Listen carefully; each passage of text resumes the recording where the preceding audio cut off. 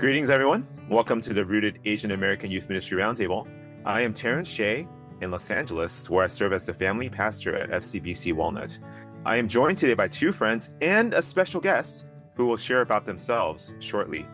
Since we're recording around Mother's Day and Father's Day, in your sharing, please also let the listeners know one thing that you appreciate about your parents. So let's go ahead and get started with Dorothy. Hi everyone, Dorothy Lau here, the youth director at the Chinese Bible Church of Maryland in Rockville, Maryland, which is located in the Washington, D.C. metropolitan. I've been here for just over 7 years, soon to actually be replaced, but in all good faith and with someone I trust and love. But something I appreciate about my parents is that classic Chinese immigrant foundation, I guess, of sacrifice. They have only shown me what it is to selflessly give. I think in a constructive way, sometimes I wish they wouldn't hold it over my head, but in a more loving way, I think it's really modeled how it's a small fragment of how Jesus has sacrificed his life for us. And that's something I do really see and appreciate, not just in my parents, but in our heritage culture. What's going on, everybody? This is Justin Wong from Houston, Texas. I get to serve at this moment as the interim college young adult pastor at Sugar Creek Baptist Church. And then I just finished teaching my first semester as a professor at Houston Christian University, teaching intro to theology and the Bible. So that was fun. Parents, right, Terrence? Yeah. What I appreciate now is that my mom still, when we go out to grocery shop, she'll still buy our groceries for me. So it doesn't matter if I'm buying like a bag of chips or I'm buying groceries for my family. Mom will always pick up the tab, even when I tell her I got it. Mm-hmm. So always taking care of oldest son, I guess. That's my mom. I am Justin Yao from Chinese Christian Union Church in Chicago. I've been the youth pastor there for 2 years full-time and then 2 years part-time while I was in school. It's the church that I grew up at, and so spent most of my life in those walls. Something I do appreciate about my parents is they've always allowed me to just do whatever I really wanted. Both in the good and the bad, kind of the classic middle child. Parents are just like, he'll figure it out, he'll do things on his own.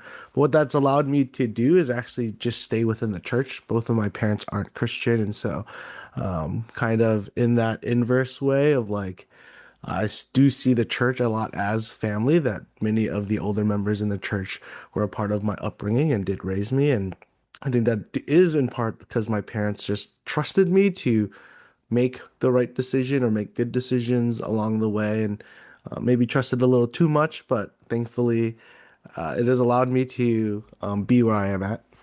All right. Well, for me, one thing I appreciate about my parents is that even now, randomly, usually in the most untimeliest of schedules, my mom would just call me out of the blue and go, "Hey, are you doing okay? Are you sleeping enough? Are you eating enough?"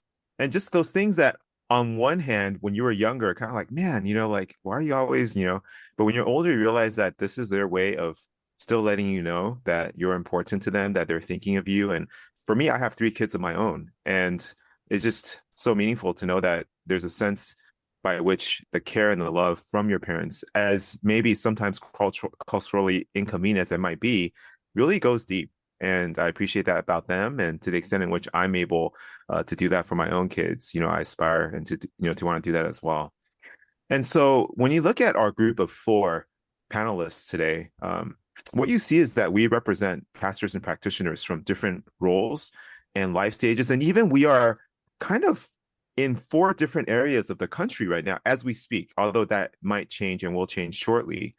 And so by looking at this panel, I'm personally excited because this reflects the rooted pillar of intergenerational integration, even on the ministry side. And so this was a great opportunity for us then to perhaps explore our podcast episodes in ways that maybe we haven't done the same ways before. So I wanted to capitalize on our dynamic and our demographic here and take these 2 episodes in 2 directions. The first direction will be having Justin Yao, whom we're going to call Jay Yao from now on, just for clarity, Jay Yao, to ask us questions or to raise particular topics that's been on his heart. As a youth pastor that's been practicing and shepherding for 2 years, there's a lot that he's thinking about, and we want to hear from him, and also just be able to in many ways commiserate and encourage him and walk with him. Now the next episode will turn the tables around, where the three of us will then ask Jay Yao a particular question from each person that stems from a particular ministry perspective. All right, so today, this episode, this is Jay Yao's day. So let's go ahead and get things started. Fire away, Jay Yao. Ask us your first question or raise your first topic. Yeah, so as someone who is kind of still finding my footing in ministry, I think one of the big things that I've always felt very pressed upon and I'm very blessed by is discipleship. But something they don't really teach you at school or really talk about is what is discipleship supposed to look like for us in our positions.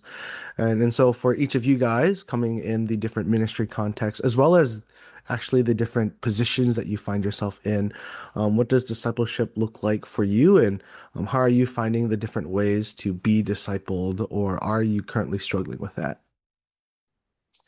That's an excellent question, because without having some level of clarity on that, it's hard to not only do your part, but then also to make disciples together as a church. And so when I think about discipleship or disciple making, the number one thing is that it has to do with intentional relationships between people. Now, it doesn't always have to be a certain number of people per se, but it needs to be where there's like a particular targeting of a discipler to people who are being evangelized and discipled. So all that means is that we have the programs that we do, whether it's, teaching, preaching, whether it's small group leading or counseling, whether it's ministry planning or even crisis resolution.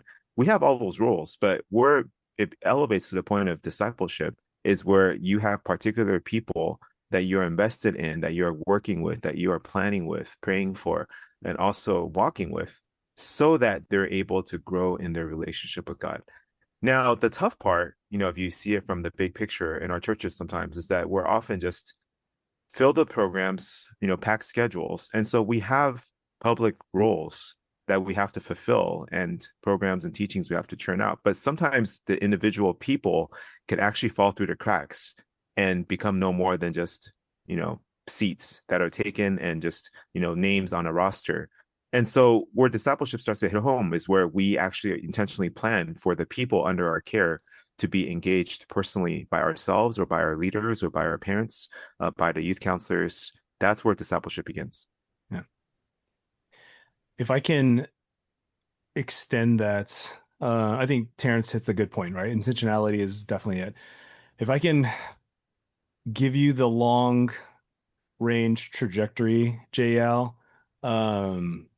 disciple means learner, right? And so your biggest thing and again, let's talk leader to leader, pastor to pastor. As you're thinking about your students, your youth leaders, your parents, you're teaching them the ways of Christ, the best possible life in and through with union of Christ. And so keep that in mind always. I mean, like Terrence said, there's always programming, there's always budgeting, there's always another fire to put out. But your role as a shepherd is to teach, train, refine, rebuke, exhort as a discipler. And so you're teaching them. And sometimes you got to start from almost the bottom without any assumptions. Assume they don't know how to pray. How do you teach them how to pray? So again, you have a sixth grader, you have a junior, you also have an adult leader who's maybe the first year, maybe this is the 10th year, right? So teach them how to pray. Second thing, teach them how to just basic stuff. How do you tithe? What is fasting? What should I be doing in the middle of the Lord's Supper? How do I think through conflict resolution? And so you may or may not be there or have everything fleshed out, but as you're thinking through how do I disciple somebody, think of what they need in order to walk in this role as a disciple of Christ. And so help them learn certain things. Now, again, as you grow, your responsibility is to pass that on, right? And so this is a long-term thing, because if you're lucky, you have maybe 6 to 7 years with the students. And so you're gonna have to give them the foundations in this life stage. But I mean, yeah, do the programs, have the fun, but you're trying to build out spiritual muscles so that they learn how to become a follower of Christ now, but also in their 20s and 30s and 40s and 50s as a future parent, maybe as a future employee, all this type of stuff. How do you teach them to follow Christ? So keep that in mind as the like definitional understanding of what a disciple and a discipler, what that looks like. I feel like Justin said it all, so I don't really need to say much more. But I'm thinking of part of your original question of what has that looked like? What has discipleship looked like in my own life? And, since Justin, you and I have come from the same church, I think we were very fortunate and blessed that there was such historically robust discipleship. It wasn't a universal program per se, but we had older figures in our lives who really poured into us. And, if I can cite Mandalorian, they, showed us this is the way. And the way of Christ is really what it is. I think that I've been so blessed to receive from older women in my time in Chicago when I was growing up in a way that they did exactly what Justin Wong, Pastor Justin, just said of like, they helped me to develop spiritual muscles. It was just the basic stuff like, who is the Holy Spirit and why do we depend upon him? And what are spiritual disciplines that we need even practice them? Or what is serving apart from the cultural expectation of doing so, right? So I think that discipleship, at least as I have received it, has been such that these are influences and strong spiritual women in my life who have not only impacted me, but shaped me to follow Jesus, but always remembering that it's more about the heart than it is about our hands, and having that work together in synergy with our head as well. So with the head, with the heart, and with the hands, not just focusing on one element more than another. But as a leader, right, like we're considering, is it even kosher for us as leaders to be discipled by other leaders, whether it be a fellow pastor or someone outside of our own churches? And I think sometimes the reality, especially if you're listening and you're coming from a smaller church, you might not have someone to disciple you. You might not have a mentor, and you might have been made some higher promises that you would be because they really, really wanted to hire you, right? But sometimes I think the reality is we always, and this sounds kind of cheesy, right? But we always need to go back to being discipled by Jesus. That's why as a minister, I remember one of my very first lessons is it's self-feeding. Like if you're not eating at Jesus's table, you're going to starve wherever you go. And so I think discipleship is wonderful when it is a real tangible relationship with someone that's like life on life. But at the heart of it is not everyone will have that access. And so that's why it's so important to go back to Jesus and to work in that overflow, not out of scarcity. Hey, Rooted family, if you're listening to this podcast, then chances are you're someone who cares deeply about discipling the next generation. Whether you're a youth pastor, volunteer, or a parent in the thick of raising kids, we've got resources designed just for you. At Rooted, we've created curriculum and courses to equip you to walk alongside children and teenagers with confidence, clarity, and the gospel at the center. For youth ministers, we offer inductive Bible studies that keep Jesus front and center in every lesson. With 10 options for year-long studies on books of the Bible, 5 shorter topical studies, and a full scope and sequence, you can map out an entire discipleship plan for students in grades 6 through 12. If you don't know where to start, download our free scope and sequence guide. And we haven't forgotten our parents. Our family discipleship video courses are designed to equip moms and dads from birth through high school, covering everything from basic parenting principles to discipling teens. Use them in small groups, Sunday school, or at home. Whether you're leading from the pulpit or around the dinner table, Rooted's resources are here to support you every step of the way. Head to rootedministry.com and click on Curriculum and Courses to explore more and download your free resources today. Yeah, let's talk about this a little bit more, guys. I mean, Jay Yao's question was, what do you guys think discipleship should look like, or how can it look like? But let's get real here. I mean, maybe what we share in common is we had the Chinese Heritage Church upbringing and context, which This is true. differs, in different local churches for sure. But certainly, like what we think is supposed to look like, whether it's, from the Bible, from textbook, from seminary, or even from our own philosophy of ministry, that may or may not have been what we experienced growing up, which makes it a little bit harder if we're saying, okay, well, then we think this is what it's supposed to look like if we ourselves didn't have that. So let's talk about that a little bit more. Like maybe what are some of the ways in which, like what's Dorothy saying about, the need for self-feeding, the need to, focus on Christ and to grow. Like what are, some of the ways in which when we reflect in the past, we might have had gaps in this, some things that fell through, some things that didn't work out. And how can we encourage people in our context and just in every context to be able to bridge that gap and to, set up disciple making in our churches in a way that aligns with the Bible and what we know is good. What do you guys think? Or I feel how like this have could be you another experienced it? dissertation. Oh, it's okay. Another You got time for this. PhD. Don't worry, This Justin. is a huge topic. Okay, so like Terrence, Another to answer your- PhD, Justin, really? maybe in the process. Yeah, But I awesome. think You've heard it here. there's actually two things, right? I think number one is, especially in the Chinese heritage churches or the Asian American churches, it's the whole hiring process in philosophy. Like that already can change a lot of the expectations and stuff, right? If you're just hired on as a stopgap, or you just hired on as a youth pastor to take care of the youth, right? Like that Glorified already, babysitter. it is, right? And it's hard, and because I think the expectation, at least for us coming in, is we not only do we want to do a good job, but we also want to be mentored. We want to be discipled.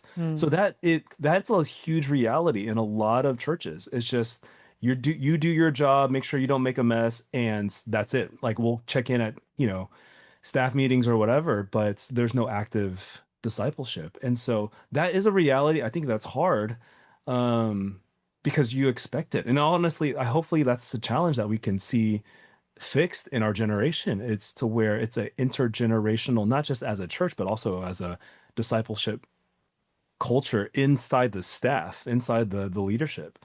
The second thing is this. I think if you stay on a staff long enough, as you mature, as you grow, you might find yourself, it's hard to find somebody to disciple, to be discipled by. Again, I don't know if it's an arrogance thing, but I think it's a inevitability. You stay there long enough, and either through attrition or just the fact that, hey, maybe you have no one else to talk to about certain topics, that could be something else. And so question is, what do you do when you get to that point, right? Because maybe the expectations now either are missed at the front end, or just by time, it's very hard in terms of, certain aspects of discipleship.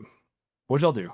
I have found to be very valuable. I think as getting older becomes a part of, you're right in that you kind of in some ways can possibly age out of certain things. But man, God is so gracious and kind to us still. Like we still need to grow. And I think where we, find our confidence, where we find our anchor for like self-worth and identity in life, I don't think that slows down or stops as you get older. It just needs to be anchored more in Christ as we go. So one of the things that, I've had to personally commit to is just having a really open ear and soft heart to what anyone might have to say about how I'm doing and how I'm, performing or pastoring or shepherding. Because even if it comes kind of rough on the edges, even if it comes from someone that, whether it's younger or less experienced or less familiar, there might be something in there that I need to hear, especially if it comes from a good place, from the church, from someone that is walking, as the church family with you and also invested in your ministry. I've had to, over the years, learn some pretty hard things, hear some hard things, but I've always appreciated in hindsight that they had the courage to speak up. And it helps me, to grow when I hear that as being from the Lord. Wait, Terrence, just as a nuance though, right? I 100% agree with what you just said. I think at all times, especially as we get older, we definitely need to be receptive to anything that the Holy Spirit is laying on other people's hearts or whatever. We're talking about discipleship though, right? I think it does get harder, doesn't it? To be discipled by other people, especially as you get older as you stay on there, whether from your side or from the other person's side, right? Because how many, especially in an Asian church, how many people in your congregation would feel comfortable coming aside you as a pastor who's been pastoring for, let's say, decades? Like that's difficult in and of itself, right? But in an Asian church, I'm like, that's even 10 times harder. And so I get what you're saying. I'm just saying at some point the question is, how do the pastors get discipled, right? Like how does that work too? So I don't No, I I hear don't you. disagree with you. I'm Right, saying right, it's right, hard. right. Yeah. I think age does actually play a factor, whether we are explicit about it or not, right? Because it's Confucianism that's so deeply embedded in East Asian Mm. culture, and how I'll just be more forthright, is would I be as open to being discipled by someone who is younger than me by age? Probably not. But maybe they're more spiritually mature than me. But part of me has a sense of pride Mhm. or of maybe ego that it's like, who is this child? Maybe they're like 7 to 10 years younger, who wants to disciple me when I've been staff. But I think that's where maybe it's not even discipleship. It is more of like a type of relationship where it could even become accountability, right? Yeah. But again, part of me may feel awkward because why would I entrust myself to someone who is younger than me when traditionally I should be taking care of this person? And so I think there is some of that factor that can play into it. But as you know, Pastor Justin has just said, is like the longer we may have been in ministry, the harder it is to receive, I think, because we're constantly usually in places and positions that we are giving. But at the flip side, I think I'm really interested to hear, Jayao, like how have you seen discipleship play out that, you wanted to ask this question? Because we've been giving you a lot of nuggets here, but I think I'd be really intrigued just to know where's your heart in wanting to know more about how discipleship plays out in our lives as much as for you.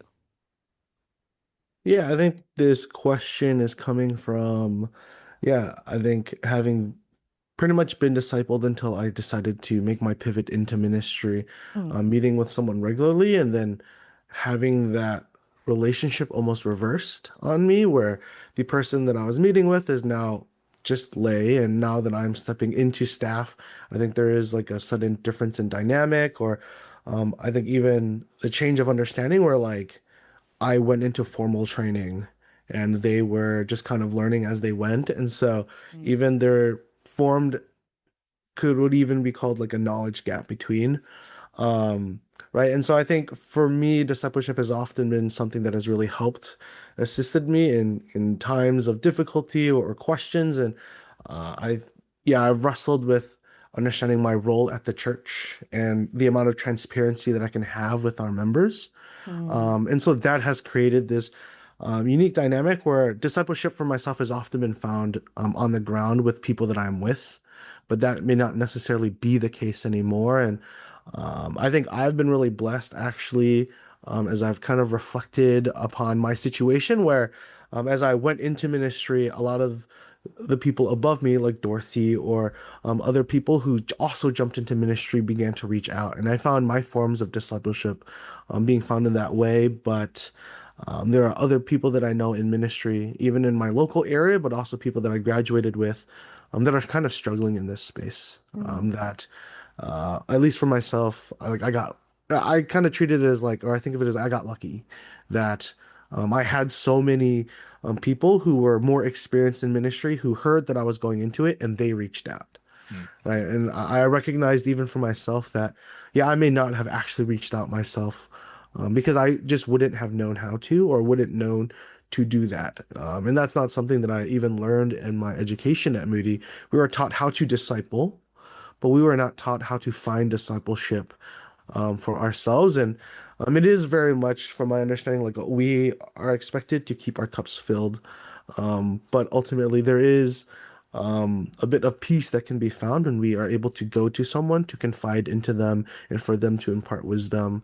I think in navigating that, so like I think some people find it in their congregations or some people find it in their churches, but that's not always the case. And then my mind falls to like, what about the pastor of the small church where they're the only person on staff? Are they just meant to kind of keep this cycle of pouring it back into themselves? Or Is there a way for them to kind of break out of that cycle to find outside sources?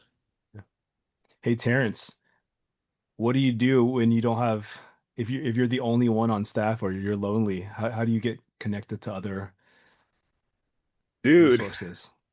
to know me is to love me, man. You got to pursue pastoral friendship for reals. Like whether it's locally, in maybe like-minded or denominational or kind of network related churches and ministries, or however it is that you could, kind of seek that out. I mean, one of the things that made this podcast happen is because we're part of a steering committee, and there's just kind of a vibe and a community amongst, the 6 to 8 of us that are scattered throughout the country, where we can really say anything, and we know that we'll be heard and not judged, be received, but then also be encouraged. Now, that's not easy to come by, but I think the principle is the same, is that, pastors, we need to be poured into in the same ways that we are expected to pour into others. And so, however it is that we're able to find that community and encouragement, you don't have to find many, you don't have to be in all the cool ones, but just to be able to personally know that there are several groups of people that you're able to turn to and be encouraged and pray for, and be known for who you are. That's really important. We are so excited to share that we have a new opportunity for folks working in family ministry, the Rooted Family Ministry Mentorship Program. It provides both small group and individual coaching for volunteers, youth pastors, or associate pastors who oversee family ministry in their church context. This 12-month program includes small groups of 6 to 8 led by one mentor in both a cohort and an individual setting through a carefully crafted curriculum designed to help you grow spiritually as an individual and as a leader in your congregation. At the end of the program, we expect you'll be prepared to equip the volunteers and parents in your congregation to disciple the next generation to know and love Jesus. Additionally, when you complete the program, you'll receive a Rooted Family Ministry certificate to affirm your commitment to join God in the work He is doing in the lives of the families you serve. Let's go ahead and look at a second topic. So throw it at us, JL. What do you got? Yeah, so this question is kind of coming from a bit of reflection between when I was a youth and the generation that I'm currently working with. But what I've recognized that there is this rising pressure to perform academically, maybe even more so than when I was a youth, both from parents, but also from colleges, that they've become increasingly more competitive, where schools that I had applied to when I was a youth were my safety schools, but I'm looking at the criteria now, and these are like much more competitive, higher reach schools. And I think that's kind of penetrated into the ministry. And so I think my question is, like, how have you guys navigated in supporting parents in this endeavor, both in how they support their kids, but also reminding them like the importance of their child's faith journey along that process? And because I think like something that I've seen is kids are getting pulled out more often for extracurriculars, for like cram school or study sessions, and it's beginning to compete with the church at a rate that I did not at least experience in my upbringing. I want Justin to start with this, only What? because he has the most degrees out of us. So please What are you go, talking about? Mr. Dr. Academia yourself. Justin, paging Dr. Justin. I'm only in 2 school because I times. don't know anything. All right. Yeah. Jay, yeah, that's a great question. Again, my kids are at the tail end of elementary, so their middle school is right around the corner. And then being both in the Asian American space, but now a multicultural church, we see all over the place. It's this, like you said, it's the same struggle in every generation. I don't think any generation has ever been like, we got it, right? I think now, as there's different factors. I mean, you got like AI, you got, admissions, you have the Board of Education doing different things, right? So you have all of that in mind as it progresses. I think people do adapt. I think while we look back and I'm like, I don't know if I can make it big. And I think that as it gets harder, I think the generations have more tools. So it's not like we go backwards and we kind of keep the same rubric, but I think it goes back to our first question, the discipleship question. I think if you can help parents, especially, and maybe even your other staff in your church, to understand it has to be a full formed formation of discipleship, which means two things. I think number one, we can't over program in the church, because I think that does two things. Number one, it's either we overload it on the church side and then we guilt them for not showing up, which it makes them like have a binary. We either do church or we do school. And I think that's a terrible way to orient church and the faith. So number one, I think that's a church-wide thing to keep in mind. Second thing is to help parents and leaders to go, like, there needs to be a good balance and the season matters, right? I think that's the key. Hey, like junior year, realize it's going to be way more academically driven than your freshman year. And so how do we accommodate for those type of seasons? And so that takes a little bit of work on the pastor side because we have to think through it. But man, if we could just encourage the parent, like, you don't lose your soul in light of your resume, because it can only take you so far. And so help parents see the long game. This is where testimonies can come in. And again, you can bring in 4.0ers, valedictorians, and just be like, look, like, not saying I wish I didn't study as hard, but have stories of both.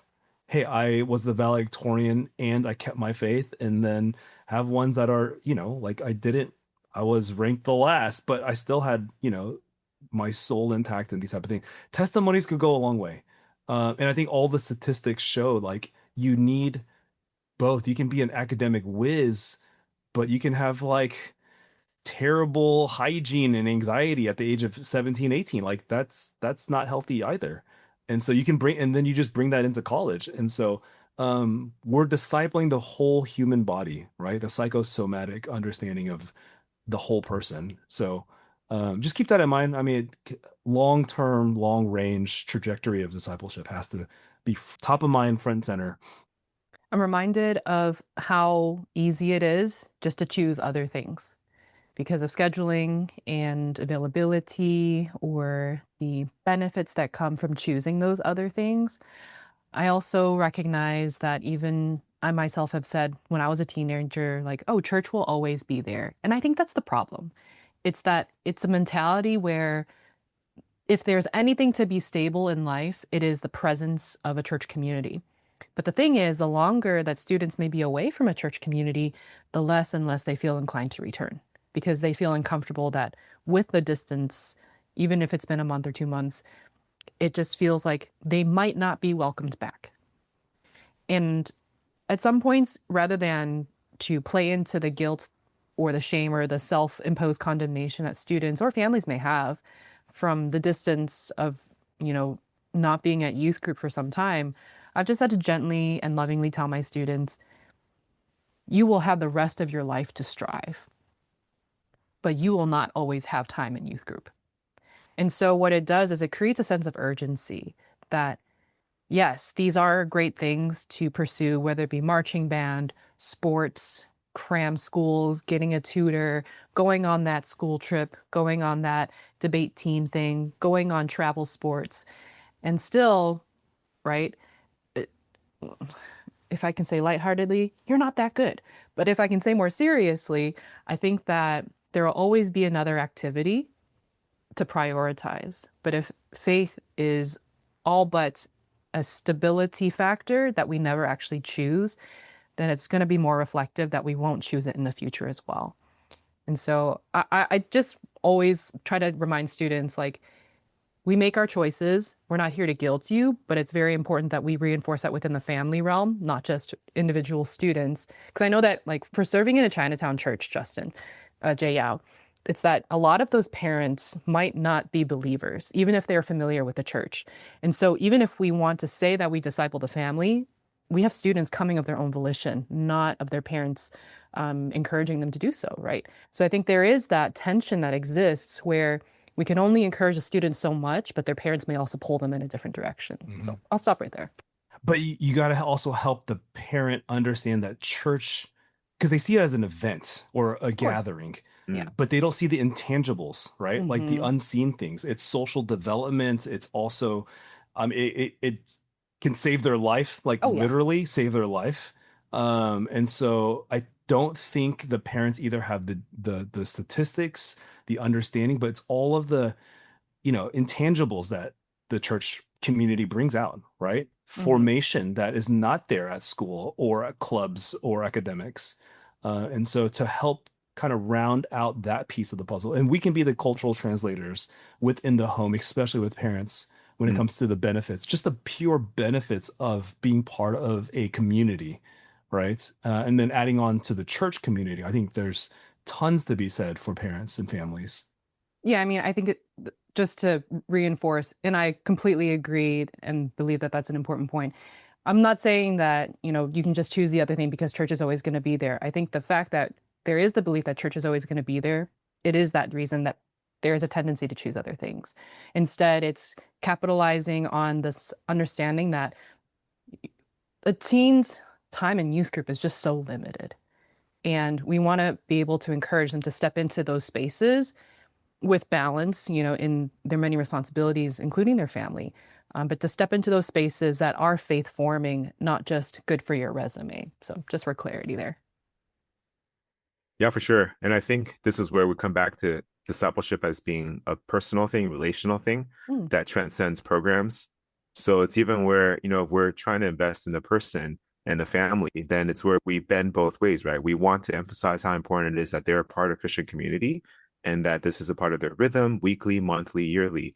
But then if for one reason or another, they're not able to attend, that's not the limitation to our relationship. It's where you don't know how many times, and I'm sure you do this as well, but when youth pastors and youth counselors, they show up, for a recital, they're sitting in the bleachers to watch a game, they'll go to something that seems completely pointless or just intentionally, invite them out for boba, after a particular thing, and how well received that is and how loved the students feel and the parents are seen, by us. And so it's really a focus on the person and the people and not so much only on programs attendance and not. Those are symptoms that might represent something more important and bigger. But at the end of the day, we want to pursue those students the best that we can. When we do, then disciple making happens.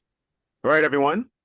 Thank you for listening today for the Rooted Asian American Youth Ministry Roundtable. I can't wait for part 2 of this conversation. So please tune in and continue to listen and track us. Until then, may the Lord bless and keep you as we trust in the death and resurrection of Christ to transform our homes and churches. To find out more about Rooted and to register for our annual conference coming up in October, please go online to rootedministry.com. You can also follow us on Apple Podcasts, Spotify, and even watch us on YouTube. Whoa! You can find us on Instagram at The Rooted Ministry. Be good to your moms and your dads today. Goodbye, everyone.